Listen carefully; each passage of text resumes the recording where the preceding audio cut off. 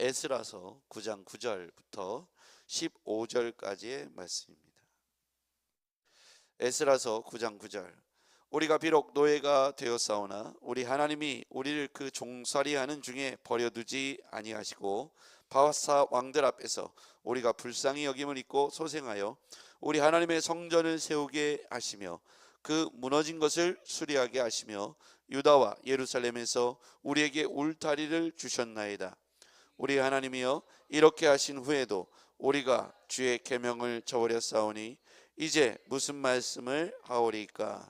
전에 주께서 주의 종 선지자들에게 명령하여 이르시되 너희가 가서 얻으려 하는 땅은 더러운 땅이니 이는 이방 백성들이 더럽고 가증한 일을 행하여 이 끝에서 저 끝까지 그 더러움으로 채웠습니다. 그런즉 너희 여자들을 그들의 아들들에게 주지 말고 그들의 딸들에게 너희 아들들을 위하여 데려오지 말며 그들을 위하여 평화와 행복을 영원히 구하지 말라. 그리하면 너희가 왕성하여 그 땅의 아름다운 것을 먹으며 그 땅을 자손에게 물려주어 영원한 유산으로 물려주게 되리라 하셨나이다. 우리가 악한 행실과 큰 죄로 말미암아 이 모든 일을 당하였사오나 우리 하나님이 우리 죄악보다 형벌을 가볍게 하시고 이만큼 백성을 남겨주셨사오니 우리가 어찌 다시 주의 계명을 거역하고 이 가증한 백성들과 통혼하오리까? 그리하면 주께서 어찌 우리를 멸하시고 남아 피할 자가 없도록 진노하시지 아니하시라이까? 같이요. 이스라엘의 하나님 여호와여, 주는 의로우시니 우리가 남아 피한 것이 오늘날과 같사옵거늘 도리어 주께 범죄하였사오니 이로 말미암아 주 앞에 한 사람도 감히 서지 못하겠나이다 하니라. 아멘. 할렐루야. 네, 오늘 하나님은 어떤 분이십니까? 오늘 본문에 등장하면 하나님은 자비와 긍휼과 공의로우신 분이시고 거룩하시며 성결하신 분이시다.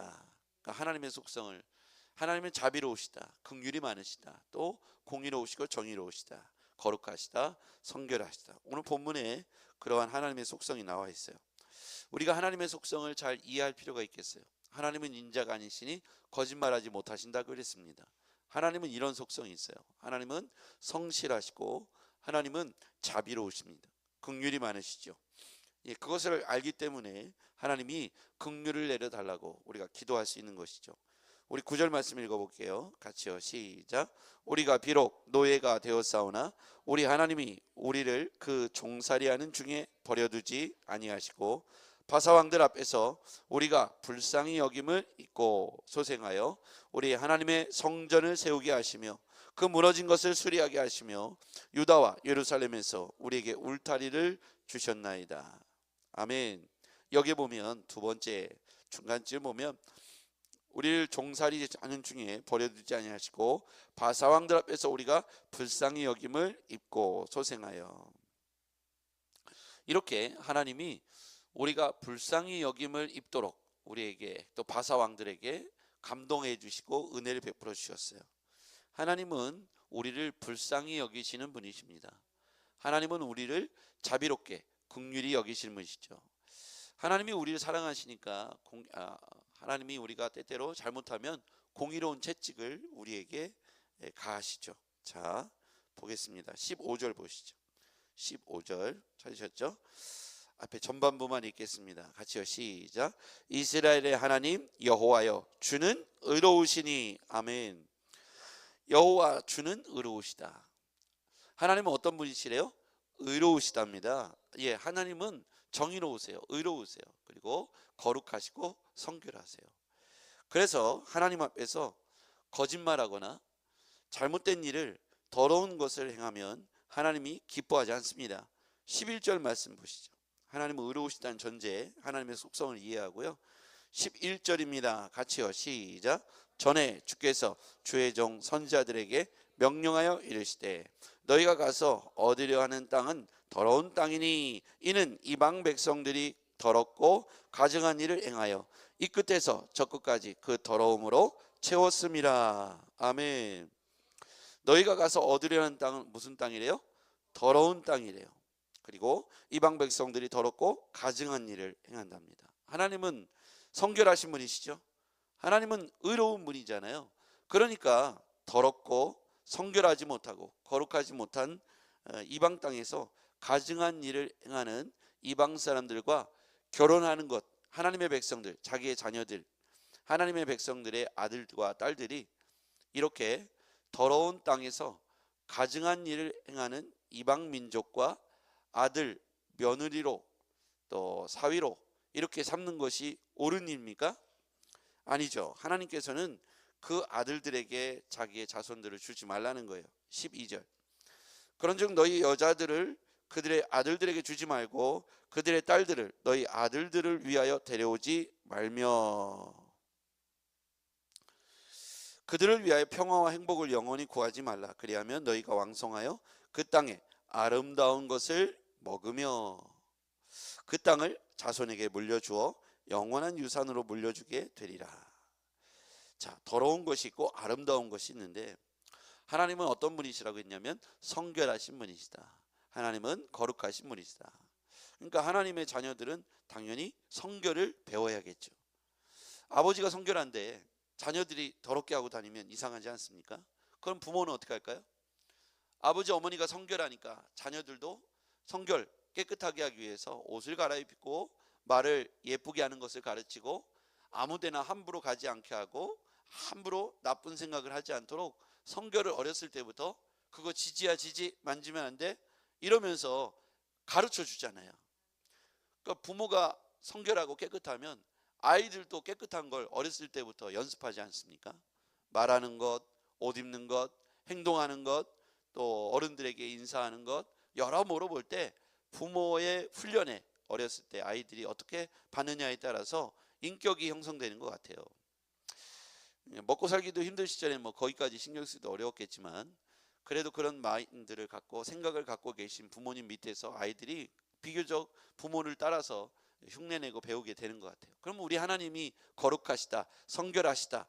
그러니까 우리는 하나님이 의로우시고 거룩하시고 성결하시니까 하나님의 백성들이 더러운데 가증한 것을 행하는 이방의 족속들과 통혼, 결혼을 하는 순간 하나님의 자녀들이 이방의 가증한 것과 더러운 것을 흉내내게 될 거 아니냐는 거예요. 전염되게 될 거 아니냐, 배우게 될 거 아니냐. 그러면 그들 자손이 이제 아들과 딸이 결혼해서 자손을 낳으면 그 아이도 오염될 것이다. 하나님이 거룩하니 하나님의 자녀들도 거룩해야 되는데 거룩한 삶을 배우지 못하고 이방에 가증한 것과 더러운 땅에서 더러운 것을 행하는 것을 배운다면 하나님이 자녀들에게 원하는 삶이 아니죠. 오염되는 걸 원하지 않는 것이죠. 그러니까 하나님의 백성들에게 가증한 것, 더러운 것을 흉내내지 않도록 이방의 자녀들과 통혼을 하는 것을 허락하지 않으신 것입니다. 그런데 하나님께서 바벨론 포로기 바사에서 돌아오게 하신 그 직후에 1차, 2차 포로 귀환 이후에 바로 무슨 일이 있었냐면 방백들과 고관들이 아이들과 자기 자녀들을 그렇게 이방의 자녀들과 통혼을 시킨 거예요. 깜짝 놀란 거죠. 그리고 우상숭배에 취하게 빠진 거예요. 그러니까 에스라가 이 이야기를 듣고 나서 기가 막혀서 주저앉게 되죠. 이게 어제의 본문이잖아요.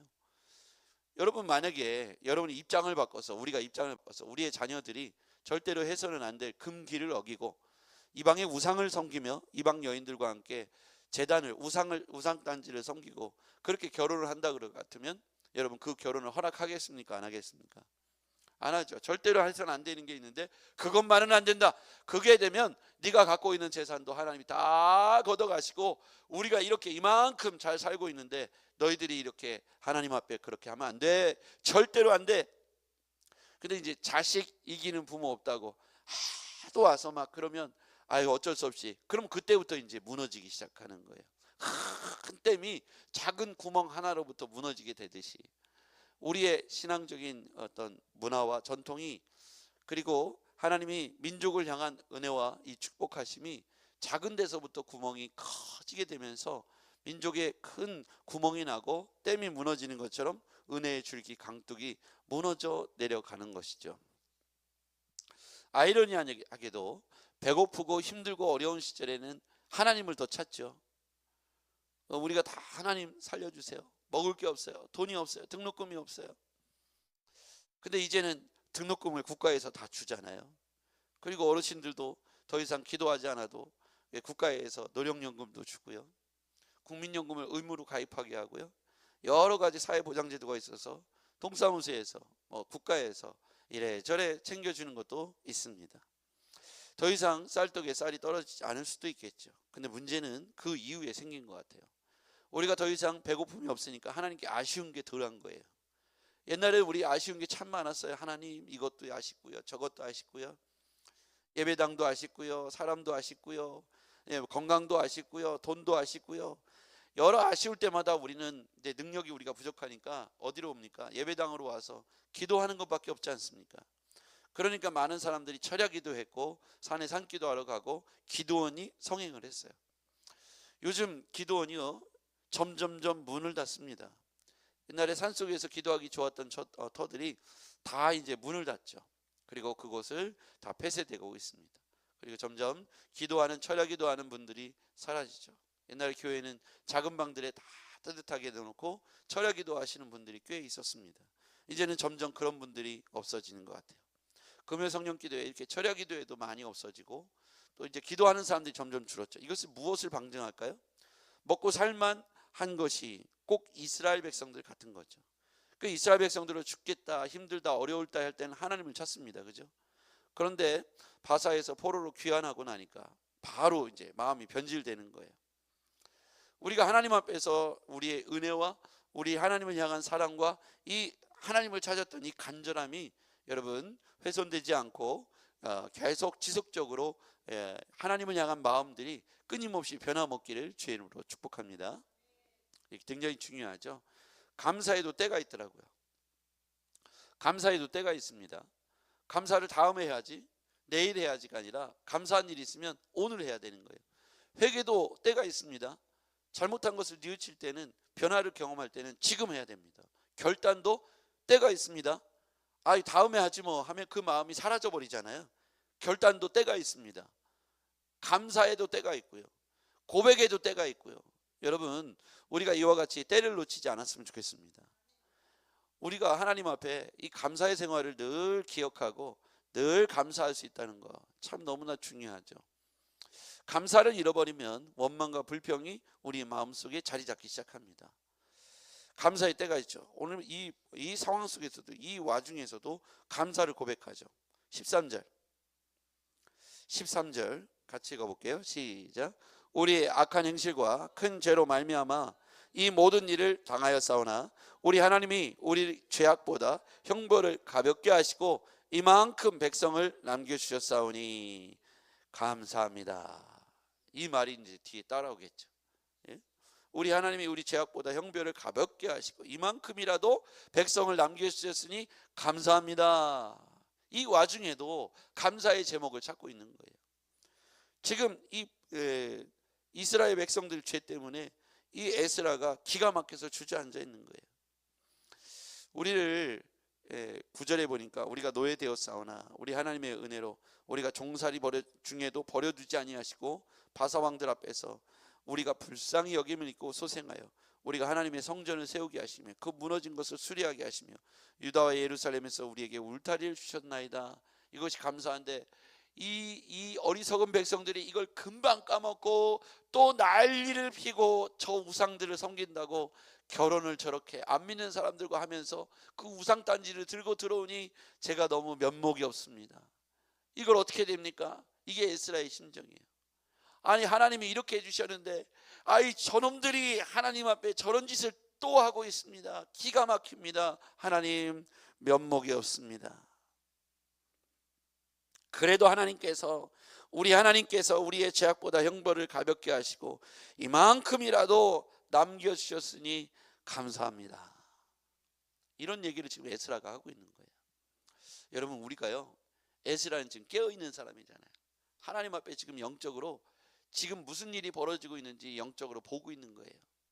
우매한 백성들이 자신들을 바사에서 돌아오게 하셨는데 70년이나 종노릇하고 그 꼴을 당하고도 아직도 정신을 못 차리고 회복됐다고 생각하니까 그냥 자기들이 행한 줄 알고 마음이 또 변질되어서 왜 자기들이 종노릇하였는지를 까먹고 자기 조상들이 우상 숭배하다가 끌려가서 바벨론의 포로가 되고 바사의 포로가 됐다는 사실도 까먹고 또 우상 숭배하는 여인들을 아내로 남편으로 맞이해드리고 있으니 에스라가 볼 때는 기가 막힌 거예요. 여러분, 하나님은 의로우십니다. 거룩하십니다. 우리가 하나님의 속성을 이해하고요, 그 와중에도 하나님이 우리에게 원하시는 것은 성결한 삶, 거룩한 삶을 원하시는 거예요. 근데 참 안타깝죠, 그죠? 하나님이 그러니까 채찍을 들죠. 공의로우시니까요. 자비와 긍휼이 많으시지만 공의로우시잖아요. 진짜 훌륭한 부모는 엄할 때는 엄한 거잖아요, 그죠? 모든 것에 오냐 해서 애가 망가지도록 하는 부모가 훌륭한 부모가 아니라, 자비와 사랑이 많지만 그러나 공의로울 때는 공의로 잣대를 대야 되죠, 그죠? 그래서 회초리를 들더라도 아이가 따끔하게 깨달을 수 있도록 따끔하게 이놈 해야 되죠. 하나님이 이놈에서 끌려간 게 바벨론 포로입니다. 70년이나 말이죠. 그리고 하나님이 자비와 은혜가 많으시잖아요. 긍휼이 많으시잖아요. 그들의 원망과 탄식을, 고통을 들으시고 또 돌아오게 하시잖아요. 그 이 모든 과정이 하나님께서 그렇게 은혜를 베푸신 건데, 그 세를 못지 않고 또 낼름 그들은 어떻게 변해요? 다시 은혜를 까먹고 자신들이 잘해서 돌아온 줄 알아요. 그러니까 또 그렇게 해서는 안 돼 이방 여인들과 통혼을 하면서 우상의 소굴로 들어가는 걸 볼 때 에스라는 기가 막혀서 하나님 어떡합니까? 또 이런 짓을 벌이고 있습니다. 그나마 하나님이 이 모양이라도 남겨주셔서 너무 감사합니다. 여러분, 이게 우리 삶이에요. 우리도 하나님 앞에서 때때로 회초리를 맞을 때에는 하나님 살려달라고 그러다가 은혜를 까먹고 또 우리가 잘해서 된 줄 알고 또 하나님 앞에 해서는 안 돼 게으름과 나태함과 세상의 또 물질과 향락을 쫓아서 하나님보다 세상을 쫓아 나서는 게 우리의 모습이에요. 그래서 우리는 하나님 앞에서 하나님의 속성이 뭔지를 잘 깨닫고 다시 주의 은혜와 긍휼을 구해야 돼요. 여러분, 분명한 건 하나님은 성결 원하시고요, 거룩을 원하시고요, 공의로우십니다. 그래서 우리가 우리의 삶 가운데 성결하지 못하고 더럽고 추잡한 것이 있는지 점검해서 던져버려야 돼. 던져버려야 돼. 하나님 거룩하시고 성결하게 원하시니까. 그럼에도 불구하고 하나님은 공의로우시지만 때때로 우리가 주님 앞에 눈물로 기도하면 눈물을 기억하시는 하나님이 우리 하나님이세요. 왜요? 하나님은 자비와 긍휼이 많으시니까요. 이제라도 자비와 긍휼을 구하며 무릎 꿇고 눈물로 기도하고 하나님 앞에 두 손 들고 나오면 하나님께서 우리의 손을 붙잡아 주신 줄 믿습니다. 그분이 하나님이세요. 하나님의 속성이 오늘 다 나왔거든요. 자비와 긍휼, 불쌍히 여긴다 그랬어요. 하나님 불쌍히 여기세요. 그런데 하나님이 자비와 성결을 원하세요. 자비로우시지만 성결을 원하세요. 공의로우세요. 의롭게 잣대를 댈 거예요. 그래서 우리는 하나님 앞에 늘 우리의 삶이 어떠한지 점검하는 하루가 되길 바랍니다. 기도하겠습니다. 전능하신 아버지, 오늘 우리가 거룩한 삶을 살고자 하나 성결하지 못하고 거룩하지 못한 삶이 있었다면 용서하여 주시옵소서. 예수님의 이름으로 기도하옵나이다. 아멘.